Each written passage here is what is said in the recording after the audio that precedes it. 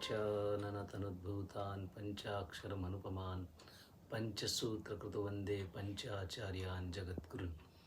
काल आपण लिंगधारण स्थलाविषयी चिंतन केलं होतं. सद्भक्ताला आपला आध्यात्मिक प्रवास करत असताना लिंगधारणा ही अनिवार्य अशा पद्धतीने सांगितण्यात गेलेली आहे. आज आपण 6वे स्थल भस्मधारण स्थल याविषयी चिंतन करू. भस्माचे 5 प्रकार किंवा 5 नावं ही श्री सिद्धांत शिखामणीमध्ये सांगण्यात आलेली आहेत. विभूती भसितं भस्म क्षारं रक्षेति भस्मनः एतानि पंचनामानि हेतुभिर पंचभिर वृषम.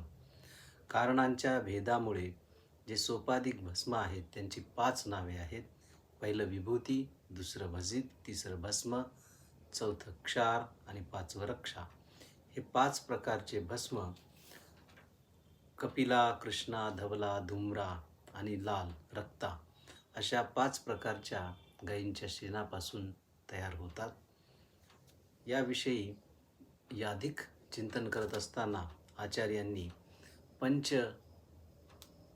पंचानन जी आपण शिवाची 5 मुखे आहेत, सद्योजात, वामदेव, अघोर, तत्पुरुष आणि ईशान, या प्रत्येक मुखापासून या एकेका गायीची उत्पत्ती सांगितली आणि त्यापासून निर्माण झालेले भस्म हे 5 प्रकारचे भस्म सांगितले आहेत. शास्त्रामध्ये त्या 5 प्रकारच्या भस्मांच्या विनियोग किंवा उपयोग कसा करावायचा याविषयी सखोल असे चिंतन करण्यात आलेले आहे.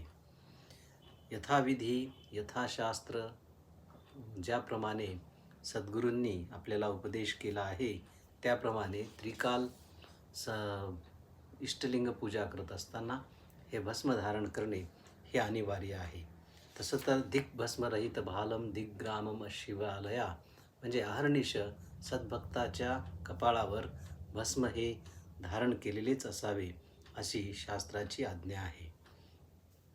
यानंतर जे विविध प्रकारची स्नान सांगितलेली आहेत त्यामध्ये भस्मस्नान या स्नानास सर्वश्रेष्ठ स्नान असे म्हटलेले आहे. हे भस्मस्नान करत असताना ईशान, तत्पुरुष, अघोर, वामदेव, सद्योजात आणि प्रणव या मंत्रांच्या साह्याने भस्म हे आपल्या शरीरावर सिंचित केले जाते. त्याला भस्मस्नान असे म्हटलेले आहे. या भस्मस्नानाने जीवात्मा सर्व प्रकारच्या पापापासून निर्मुक्त होऊन तो सद्गतीला प्राप्त होतो.